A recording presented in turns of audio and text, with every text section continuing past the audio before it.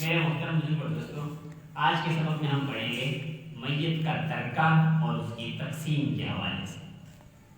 میت کا ترکہ اور اس کی تقسیم۔ مرنے والا جو بھی چیز چھوڑ کر فوت ہوتا ہے، اس کی ملکیت میں جو چیز بھی ہے، چاہے وہ منقولہ ہے، غیر منقولہ ہے، جس قسم کی بھی جائیداد ہے، نقدی ہے، کپڑے ہیں، دیگر ساز و سامان ہے، چھوٹا ہے، بڑا ہے، حتیٰ کہ اس کی ملکیت میں سوئی دھاگا بھی ہے، تو وہ سارے کا سارا کیا ہے؟ ترکہ ہے۔ سارے کا سارا کیا بھائی؟ ترکہ ہے۔ حتیٰ کہ میت کی جیب میں ایک الائچی ہے نا، تو وہ بھی کیا بھائی؟ ہاں، وہ بھی ترکہ ہے۔ تو اس معاملے میں بڑی احتیاط کی ضرورت ہے کہ ہم کسی کا حق ہمارے ذمے نہ رہ جائے۔ اس ترکے کے بارے میں شریعت کی کیا تعلیمات ہیں؟ تو میت کے ترکے میں ترتیب وار 4 حقوق واجب ہیں۔ کتنے بھائی؟ میت کے ترکے میں ترتیب وار 4 حقوق واجب ہیں۔ سب سے پہلا تجہیز و تکفین، کہ میت کے ترکے میں سے اس کی تجہیز و تکفین کی جائے۔ آگے ابھی ہم یہ مختصراً نظر کر رہے ہیں، پھر آیت کی تفصیل آئے گی۔ دوسرا، قرض، اگر میت کے ذمہ کسی کا قرض رہ گیا ہے تو قرض۔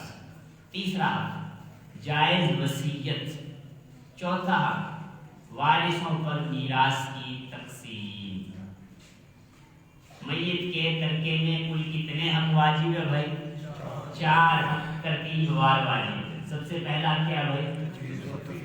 دوسرا حق میت کے ذمہ کوئی قرضہ رہ گیا۔ تیسرا حق وصیت، جائز وصیت۔ چوتھا حق وارثوں پر میراث کی تقسیم۔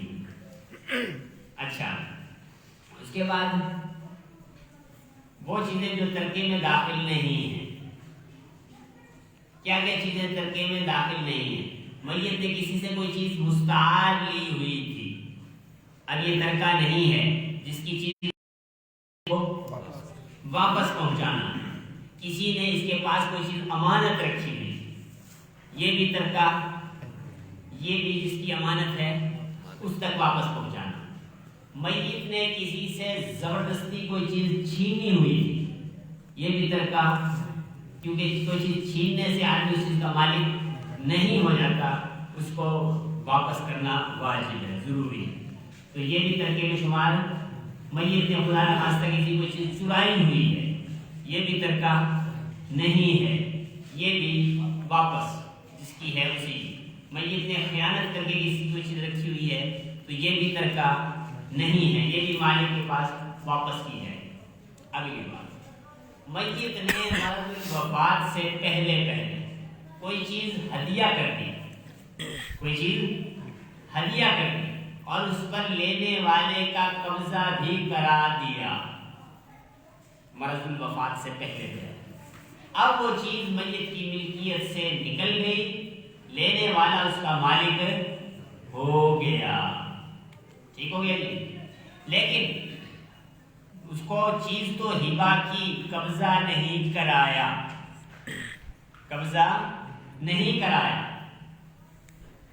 کہ بھائی یہ موٹر سائیکل ہے، یہ میری طرف سے آپ کو ہدیہ ہے، کہہ دیا، اس کو قبضہ نہیں کرایا، اس کے سپرد نہیں کیا۔ اب یہ چیز میت کی ملک میں ہی رہے گی اور میت کے انتقال کے بعد اس کے ترکے میں داخل ہوگی۔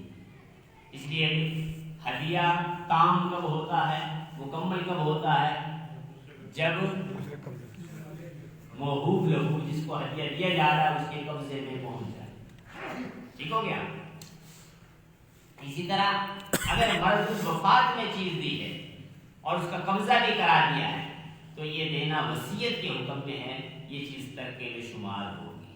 مرض الوفات سے پہلے جو ہدیہ دے دیا اور اس پر قبضہ بھی کرا دیا، وہ اس کی ملک سے نکل ہی گیا، ٹھیک ہو گیا جی۔ اسی طرح ایک سرکاری ملازم ہے، وہ فوت ہو گیا، اب اس کے مرنے کے بعد جو پینشن آئے گی وہ کس کی ہے؟ وہ ترکے میں نہیں ہے، وہ ترکے میں وہ گورنمنٹ جس کو دے رہی ہے، مثلا وہ بیوہ کو دے رہی ہے تو وہ ساری کی ساری کس کی ہے بھائی؟ یہ بات کو غور کر لیجیے. ایک آدمی فوت ہوتا ہے، حاضر سروس ہے، فوت ہوا ہے، تو اب اس کو اس کا جو جی پی فنڈ ہوتا ہے وہ بھی ملتا ہے اور پینشن بھی ملتی ہے. تو جو اس نے اپنی زندگی میں جمع کرایا ہے، جو اس نے گورنمنٹ کو اپنی زندگی میں جمع کرایا ہے، اس کا یہ مالک ہے، وہ تو بنے گا ترکہ. اور اس سے فالتو جو گورنمنٹ نے دیا ہے وہ ترکہ وہ گورنمنٹ جس کو دے رہی ہے اسی کا ہے. یعنی اب دیکھیں نا ترکے کے اندر تو والدین بھی ہوتے ہیں وارث، لیکن اب گورنمنٹ پینشن دے رہی ہے کس کو؟ بیوہ کو. والدین کو کچھ بھی نہیں دے رہی. تو اب والدین یہ نہ کہیں کہ ہمارے بیٹے کی پینشن آ رہی ہے تو ہمیں بھی ملے. گورنمنٹ بیوہ کو دے رہی ہے، وہ بیوہ کا ہی حق ہے، اس کے اندر ترکہ جاری نہیں ہوگا. جو اس نے پرائیویٹ فنڈ کے اندر جو اس نے پیسہ جمع کرایا ہوا ہے وہ ترکہ بنے گا. وہ پھر جتنے ورثہ ہیں اس کی پھر آگے تفصیل آئے گی. اسی طرح جو چیز زندگی میں کسی کے لیے خاص کر دی، عام طور پہ ایسا ہوتا ہے، خاص طور پہ جن کی بچیاں ہوتی ہیں وہ اپنی بچیوں کے لیے تھوڑا تھوڑا تھوڑا تھوڑا جمع کر رہے ہیں، شادی کے لیے جمع کر رہے ہیں، کوئی زیور بنا کے رکھ رہے ہیں، اور اسی حال میں اس شخص کا انتقال ہو جاتا ہے تو یہ ترکے میں ہوگا، بیٹی کا نہیں ہے. بات سمجھ میں آ گئی؟ یہ ترکے میں ہوگا، بیٹی کا. چاہے اس نے بتایا ہوا ہے، ارادہ کیا ہوا ہے، سارا کچھ ہے، لیکن اس نے اس کے نہ اس کو دیا ہے، نہ اس کے قبضے میں دیا ہے، نہ کچھ، صرف نیت اور ارادہ کیا ہوا ہے. نیت ارادے کا کوئی اعتبار نہیں ہے. یہ بات یاد رکھنا. جب تک والدین اپنی بیٹی کے حوالے نہیں کر دیتے وہ خود ہی مالک ہوتے. اس لیے اگر ایسا کوئی زیور بھی بنا کے رکھا جاتا ہے، یہ الگ سے بات ہے، ہمارے کورس کا اس کا حصہ نہیں ہے سبق کا. الگ سے زیور جو بنا کے رکھا ہوا ہے، اس کی زکوٰۃ کون دے گا؟ اس کی زکوٰۃ والد کے ذمے ہے، جو اس کا مالک ہے. ابھی تک بیٹی مالک نہیں ہوئی ہے. یہ بات واضح ہوگی جی. تو میت کے یہ کچھ باتیں آ گئی. میت کے ترکے میں کتنے حق واجب جی؟ ان میں سب سے پہلا حق کیا ہے؟ تجہیز و تکفین. اب ہم ہر حق کی تفصیل کر رہے ہیں. تجہیز و تکفین کے اندر کیا کرنا ہے؟ میت کی جو زندگی میں جیسا اس کا کپڑا پہننے کا معیار تھا اس کے مطابق اس کے لیے کفن تیار کرنا اس کے ترکے میں سے.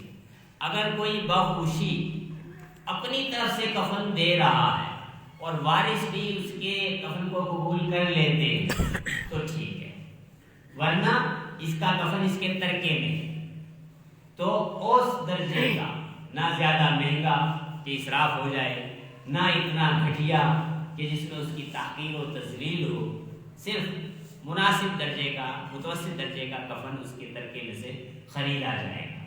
ایک بات. دوسری چیز یہ ہے کہ قبر بھی کچی بنائی جائے گی. قبر بھی کچی بنائی.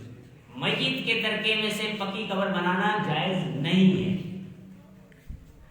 پکی قبر بنانا تو ویسے بھی جائز نہیں ہے، لیکن یہ ترکہ اس کے مالک کون ہے بھائی؟ ورثہ. اس طرح کے یہ ہمارے مفت دلے میں ہم نہیں ہے کہ اتنی مٹی چھوڑ کے گیا ایسا مزار بناتے ہیں. نہیں بھائی، قبر بھی بنانی ہے تو کیسی بنانی ہے؟ کچی بنانی ہے.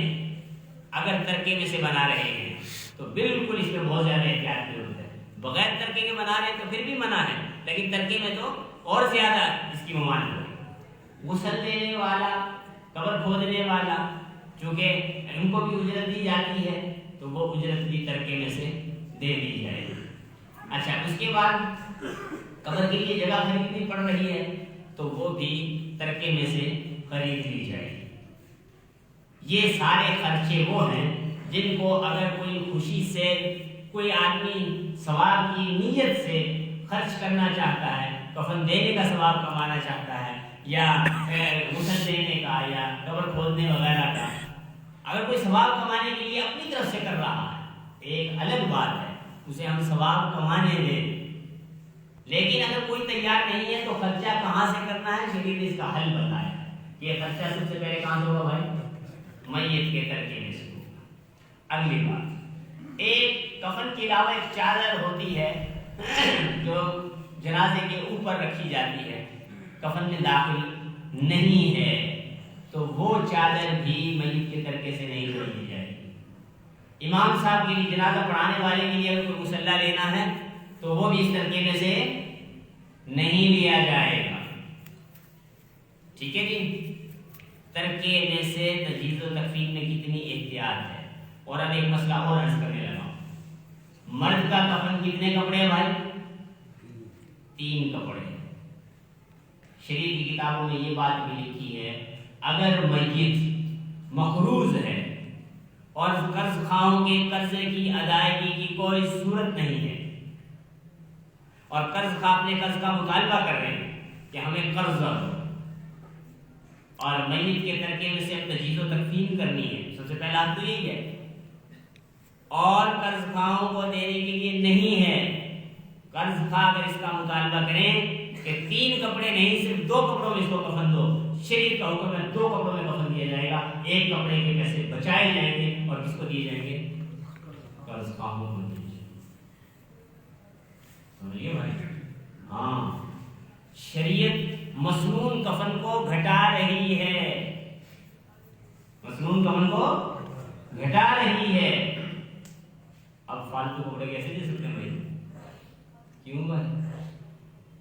اب فالتو کپڑے کیسے ہم دے سکتے ہیں؟ ترکے میں کتنی احتیاط کی ضرورت ہے۔ تو اگلی بات، اب شریعت کے مطابق تجہیز و تکفین ہو گئی ترکے میں سے، اب جو دیگر رسومات ہیں، بدعات ہیں، وہ ترکے میں سے کرنے کی بالکل اجازت نہیں۔ سمجھیے بھائی؟ اتنا مال چھوڑ کے بہت ہوا ہے، اتنی دیگیں لگا دو، بالکل نہیں۔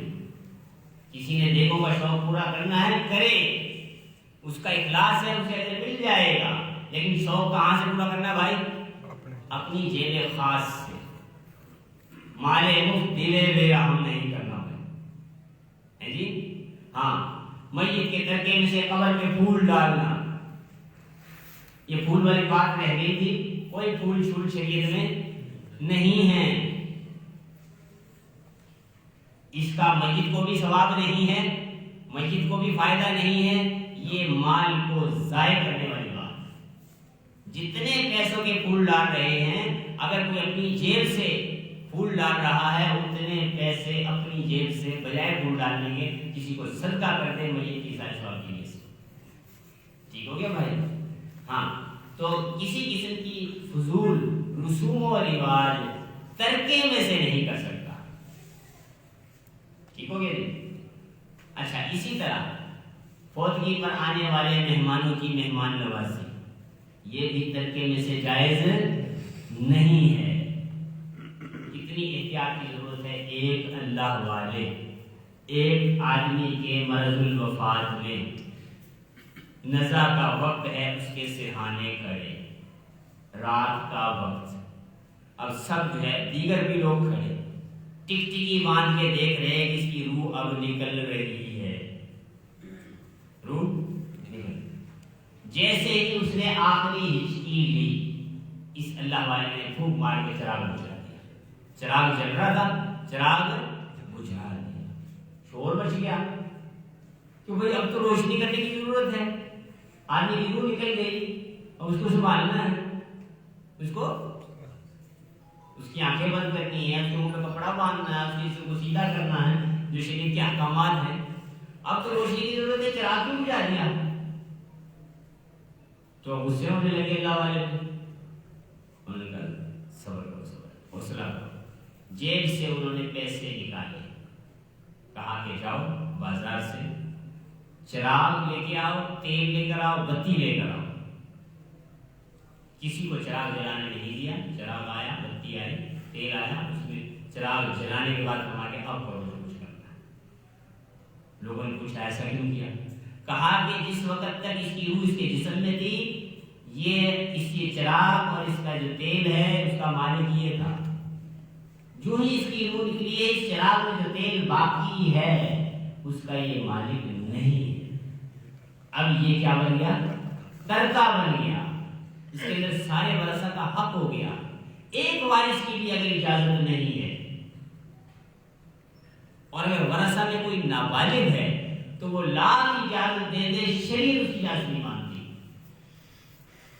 نابالغ لاکھ اجازت دے دے کہ جی میری طرف سے اجازت ہے 10 بیگے لگا دو، شریعت کہتی ہے ہم نے تیری اجازت ماننی کوئی نہیں، وہ مکلف ہی نہیں ہے۔ تو بڑی احتیاط کی ضرورت ہے بھائی ترکے کے اندر۔ بات ہوگی جی، بات ہے سب کو سمجھ میں آ گئی بھائی؟ جی ہاں۔ اسی طرح دیگر صدقات خیرات وغیرہ جو کچھ بھی ہیں، جیسے ہی وہ آدمی فوت ہوا، چلو جس کے کپڑے فلاں کو دے دو، فلاں کو دے دو، کوئی صدقات و خیرات اس ترکے میں سے کرنے کی اجازت نہیں ہے۔ اس کے ترکے کے سارے احکامات پورے ہوں گے، جب وہ ورثہ میں تقسیم ہوگا، پھر جس کا جی چاہے اس کے حصے میں جو چیز آئی ہے، جس کو چاہے۔ میت اگر عورت ہے یعنی بیوی ہے تو اس کی تجہیز و تکفین اس کے خاوند کے ذمہ ہے۔ اس کا نفقہ کس کے ذمہ تھا بھائی؟ اس کے خاوند کے۔ اب اس کی تجہیز و تکفین بھی خاوند کے مال میں سے ہوگی، اس کے اپنے مال میں سے۔ ٹھیک ہو گیا بھائی؟ شوہر کے ذمہ واجب ہے۔ اگر شوہر نہیں ہے یعنی وہ پہلے سے ہی بیوہ تھی مرنے والی، تو پھر اس کی مال میں سے ترکے میں خرچ کیا۔ اچھا جی، تو اسی طرح اگر میت نے مال بالکل نہیں چھوڑا تو پھر تجہیز و تکفین کس کے ذمہ ہوگی بھائی؟ یہ مسئلہ پہلے گزر چکا ہے کہ اس میت کا نفقہ جس کے ذمہ واجب تھا اس کی زندگی میں، انہی کے ذمہ اس کی تجہیز و تکفین ہے۔ تو سب سے پہلا حق کیا ہوا بھائی؟ تجہیز و تکفین۔ تجہیز و تکفین کرنے کے بعد اب ترکے میں دیکھا جائے گا کچھ بچا یا نہیں بچا۔ اگر کچھ نہیں بچا معاملہ ختم، اگر بچ گیا پھر ہم دوسرے حق کی طرف چلیں گے، کیونکہ ترتیب وار ہے، 4 حق ہیں اور چاروں کیا ہیں؟ ترتیب وار۔ تجہیز و تکفین ہو گئی، چاہے ترکے میں سے ہوئی، چاہے کسی نے خوشی سے اپنی طرف سے کر دی، تجہیز و تکفین سے فارغ ہو گئے۔ اب اس کا جو ترکہ ہے، اب اس میں دوسرا حق کیا ہے؟ قرضوں کی ادائیگی۔ دوسرا حق کیا بھائی؟ قرضوں کی ادائیگی۔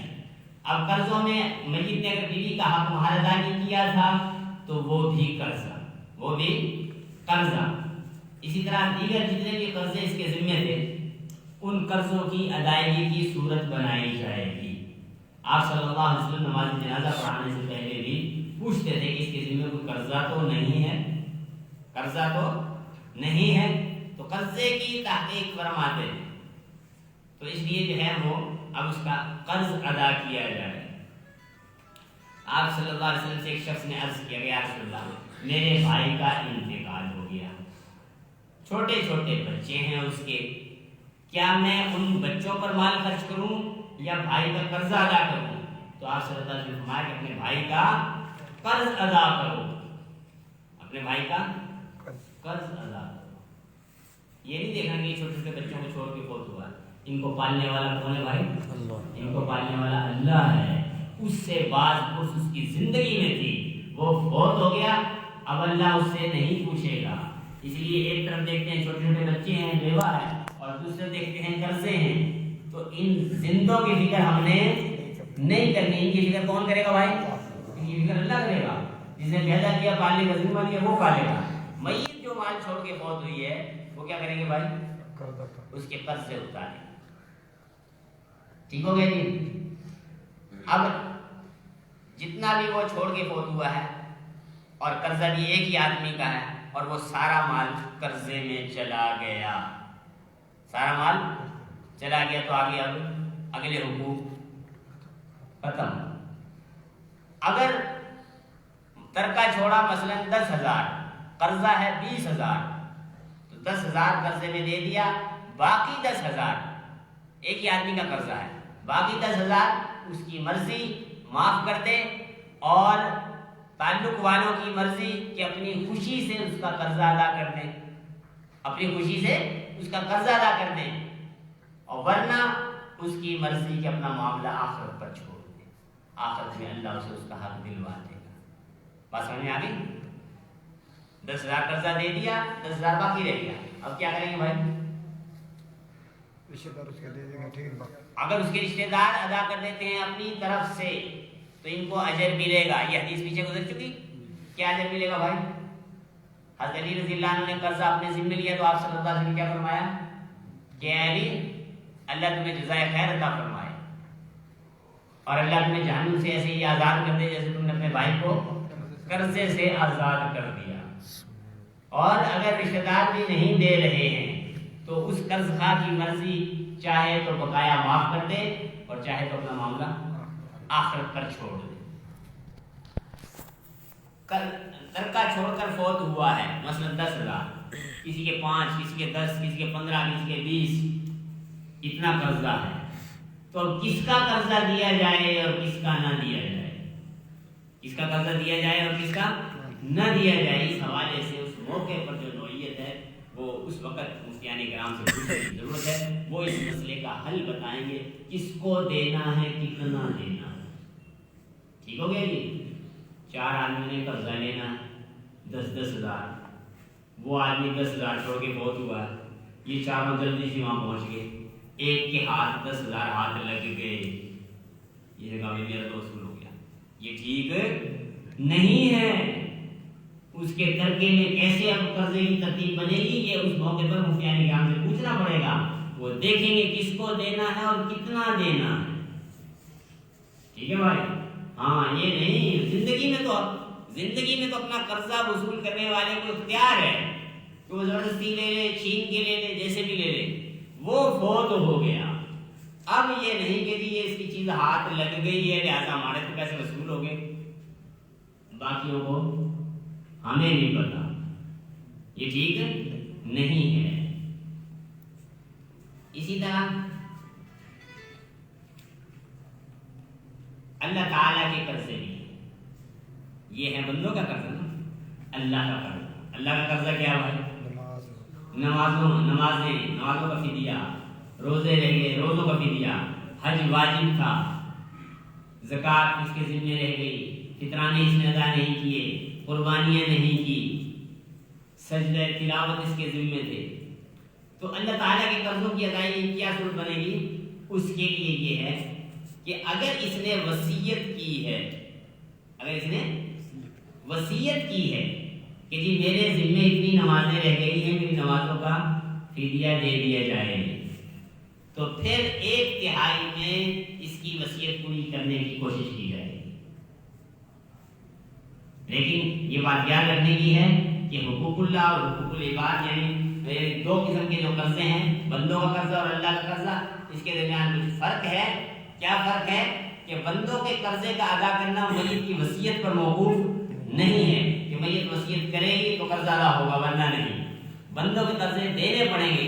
اللہ کا حق جو ہے اس کے لیے وصیت کرنا ضروری ہے، وصیت کی ہے تو وہ فدیے ادا کیے جائیں گے، اور وصیت نہیں کی تو بھائی پھر ورثہ کے ذمہ کوئی چیز ضروری نہیں ہے۔ ورثہ میں سے کوئی بھی اپنے حصے کے مال میں سے بخوشی اس کو پورا کرتا ہے تو کرتے ہیں۔ ٹھیک ہو گئی؟ دوسری بات، بندوں کے قرض ادا کرنے میں کوئی حد نہیں ہے، جتنا ترکہ چھوڑ کے فوت ہوا ہے وہ سارے کا سارا قرضے میں چلا گیا تو کیا کریں گے بھائی؟ قرض ادا کریں گے۔ لیکن اللہ کے حقوق کی اگر یہ وصیت بھی کر کے گیا ہے اور جتنا ترکہ چھوڑ کے گیا ہے وہ سارے اس کے اندر جا رہا ہے تو نہیں جانے دیں گے۔ صرف کتنے میں 1/3 وصیت کر کے گیا ہے تو کتنے معتبر ہوگی بھائی؟ 1/3 میں۔ اور تیسرا فرق کیا ہے کہ ترجیح کس قرضے کو دی جائے گی بھائی؟ جو بندوں کا ہے، بندوں کا قرضہ بھی دینا ہے اور اللہ کے قرضے کی بھی وصیت کر کے گیا ہے تو بندوں کا قرضہ اس کو ترجیح دی جائے گی۔ اس کو کرنے کے بعد جو مال بچتا ہے اس میں سے 1/3 میں اللہ کا قرضہ ادا ہوتا ہے کر دیا جائے گا ورنہ چھوڑ دیا جائے گا۔ بات سمجھیے بھائی. تو کتنے حقوق کل ہیں جی؟ کل حقوق میت کے ترکے میں ترتیب وار کل 4 حقوق واجب ہیں، جن میں سے آج کتنے حقوق بیان ہو گئے؟ وصیت کی تفصیل ابھی انشاءاللہ کل کے سبق میں آئے گی. ٹھیک ہے جی. یہ تو کچھ تھوڑی سی بات آ گئی، وصیت کی مکمل تفصیل کل کے سبق میں انشاءاللہ آئے گی. سبحان اللہ و بحمدہ، سبحان اللہ و بحمدہ.